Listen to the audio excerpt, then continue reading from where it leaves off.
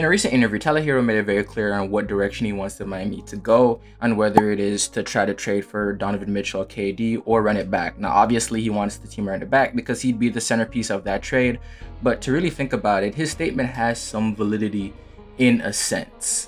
If you were the GM of the Heat, what would you want to do? Me, I would run it back. I think that's what we're doing. We brought everyone back, and we're one game away from the finals, so I would run it back. Because looking at what made this team so great last season, being team chemistry and continuity, and two of your three best players being under the age of 25, it may feel very premature to jump the gun and trade either one or both of them to create a super team.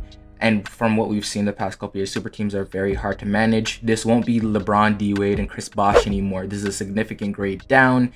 And right now, in the past couple seasons or the past decade, we've seen that if a super team doesn't have either LeBron or Steph Curry on it, they've all kind of been, well, trash. And as of right now, with how young Tyler Herro is and how young Bam Adebayo is and still how good they are and how much room they have to grow, Tyler Herro's career trajectory reminds me of one player, and I'll talk about it later, and Bam Adebayo already being probably the most versatile defender in the NBA and a top 3 defender overall in the league, already with a budding offensive game.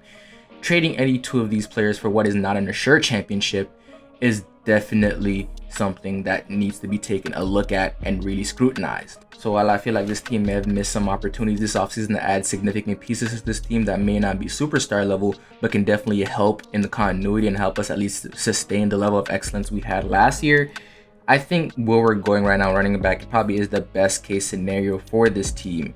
So we're going to talk about why everything so far for the Miami Heat seems to be playing out just the way it needs to, and why next season probably will surprise a lot of people.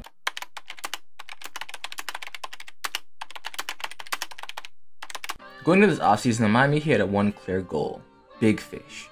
Any large free agent that they can get their hands on, or any players they can acquire through trade, somebody that is a high-level scorer and a true superstar in the NBA, get him and pair him right now with Jimmy Butler and Bam Adebayo and make a run for that championship next season.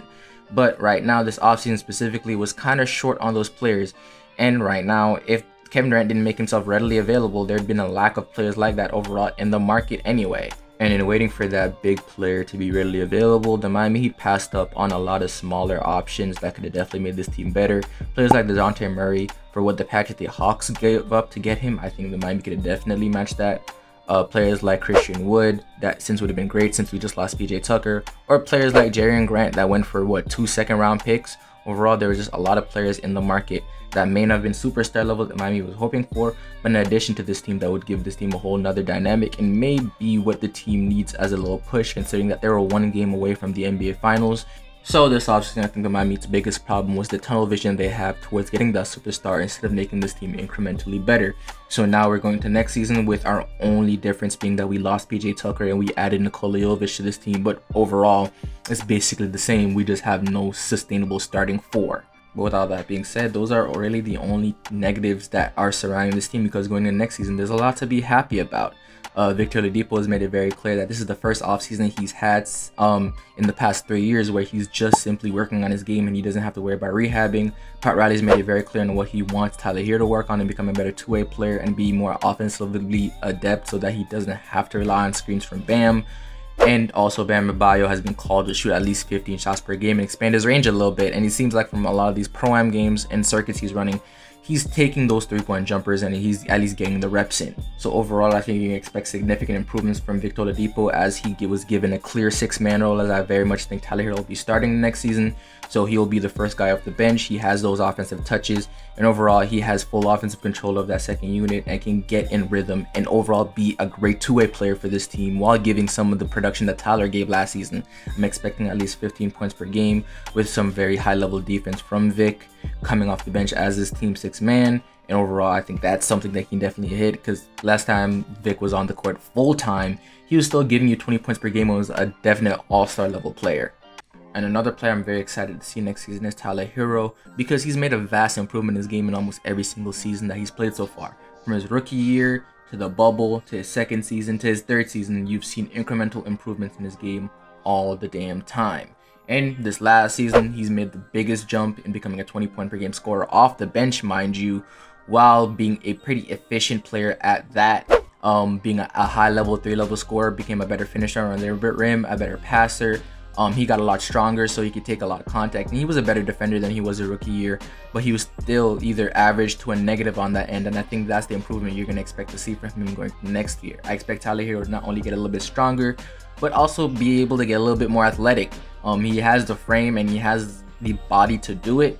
And right now, I think you see him become a better one-on-one scorer next year and at least be a plus in defensive end. I'm not asking him to be all NBA level with Jimmy and Bam, but just a significant player on that end so that you don't have to worry about him in his matchups. And if some guys attack him, at least you know that they won't score every time. And then you look at Bam Adebayo, the player that I expect the biggest leap from. Bam Adebayo is a perennial all-star player in this NBA, and right now this is the season that I expect him to take that superstar jump. His offensive game just needs a little bit more aggressiveness in it. Bam Adebayo seems to always be out the loop a little bit and not really know what he can give to his team, and sometimes forget just how dominant he is as a force down low. Even though he's only 6'10", playing the 5 spot, he's still extremely long, extremely athletic, and way too quick for a lot of big men to actually guard him. And if he plays the 4, he's way too big for a lot of those 4 men to guard him. So overall, Bam Adebayo is another player that I expect to take a big offensive jump. His range extending a little bit. I don't know if he's going to be significantly taking threes next season, but I think his mid-range jumper will get better. I think he understands that he needs to be a little more aggressive going to the rim. I think you see him get a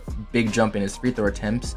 And we already know what you get from him on defense. I think this is a year he definitely pushes to win that Defensive Player of the Year award, and I fully expect him to be at least a all-NBA player next season. And even though those 3 guys are the main guys I expect to take jumps next season to push this team to a championship level, I fully expect improvements from all the guys all around. Omer Yurtseven is finally going to have that backup center spot on lock, because I don't think we can rely on Deadman that much next season.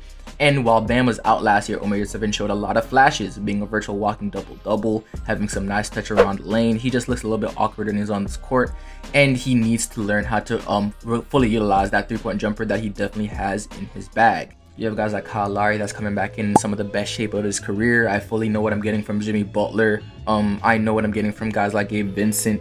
And I fully expect guys like Caleb Martin to come in even better next year now that they understand the Miami Heat's culture and they have a full-on role that they know they need to play. Overall, this team just has a lot of things to be happy about next season. And I don't think it's good to count them out yet, even though they had a pretty underwhelming offseason. It wasn't bad, but it wasn't that great either. But let me know what you guys think in the comment section down below.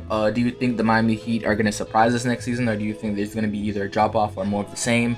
But let me know what you guys think in the comment section down below. This is FLB. It's my time. I'm out. If you're still here and you enjoyed that video, please check out either one of these videos. One of them I talk about Dwayne Wade and how I feel like he's the most underrated star of all time, and the other one I talk about the timeline of when LeBron probably entered the GOAT conversation.